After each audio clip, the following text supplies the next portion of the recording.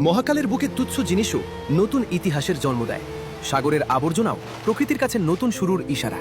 এই নির্জন দ্বীপের বুকে এক চিলতে সবুজ, এ যেন কঠিনের মাঝেও জীবনের স্পন্দন।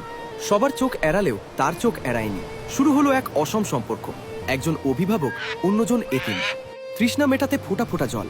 ভালোবাসা মানে অন্যের বেঁচে থাকার জন্য নিজের সবটুকু উজাড় করে দেওয়া। রোদের তীব্রতা শরীর পোড়াতে পারে, কিন্তু তার সংকল্পকে নয়। সে নিজের ডানা দিয়ে আগলে রাখলো আগামীর স্বপ্নকে। ধৈর্য কখনো বিফল হয় না। শুষ্ক মাটি ফুঁড়ে মাথা উঁচু করে দাঁড়ালো জীবনের প্রথম জয়স্তম্ভ। কষ্টের ফল নাকি মিষ্টি হয়, এই লাল টকটকে ফলটিই তার প্রমাণ। প্রথম জয়ে তৃপ্তির স্বাদ। কিন্তু প্রকৃতি সবসময় দয়ালু নয়। এক নিমিষের ঝড়ে তছনছ হয়ে গেল তিল তিল করে গড়ে তোলা স্বপ্ন। সব হারিয়ে সে আজ নিঃস্ব। ধ্বংসস্তূপের সামনে দাঁড়িয়ে মনে হলো, সব কি তবে শেষ? না, যোদ্ধারা হার মানে না। ধ্বংসস্তূপ থেকেই শুরু হলো নতুন করে ঘুরে দাঁড়ানোর শপথ।